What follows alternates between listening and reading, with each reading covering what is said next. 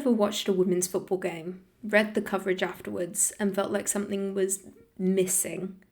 You're not imagining it. The praise is there, the progress is acknowledged, and the growth is celebrated, as it should be. But honest criticism, clear analysis when things don't work, that often feels absent. And this video isn't about the negative, not in any way. It's not about attacking players, clubs, or even journalists. It's about understanding why women's football coverage so often avoids criticism, and what that means for the sport as it continues to grow. Because avoiding criticism might feel protective, but long term it can be limiting. Now, what exactly do we mean by criticism? Before we go any further, it's very important to understand what criticism actually means, especially in this context. This is not abuse, trolling, bad faith comparisons, or even using women's football as a punchline.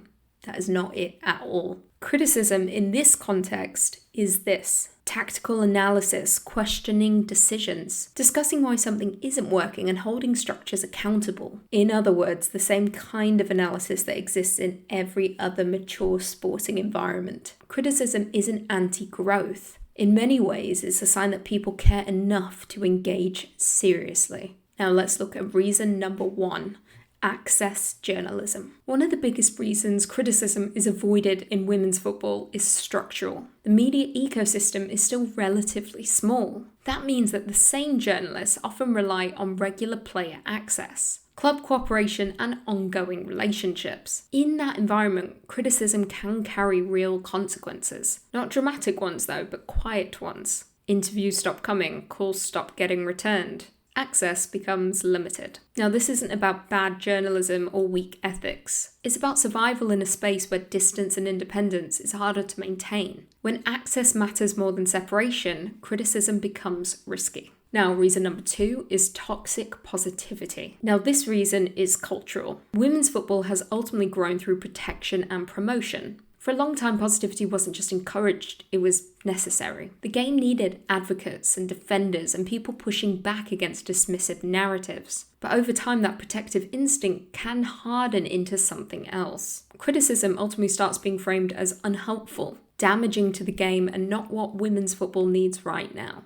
And that creates an environment where silence feels safer than honesty. Celebration helped the game grow, but growth changes what the game needs. At some point, protection can start limiting progress. Now, reason number 3 is fear of misinterpretation. There is also a very real fear of how criticism will be received. Nuance, as we know, doesn't always survive online. Context gets stripped away, intent gets questioned. Even thoughtful analysis can quickly be flattened into, you're being negative, you have an agenda, you're comparing it to the men's game. For many analysts and journalists, the risk just isn't worth it, so they ultimately censor themselves. They soften language, and they avoid conclusions. Not because they don't see the issue, but because the cost of saying them out loud can be high. Now, who does this actually hurt? The irony is that avoiding criticism doesn't protect the women's game. It quietly hurts it. Players lose space for honest conversation, whether it be about workload, form, pressure, or even development. And clubs ultimately face less pressure for things such as recruitment decisions, long-term planning, and even squad management. And fans are ultimately left very confused. They're told performances are excellent, but then watch something that doesn't match the praise.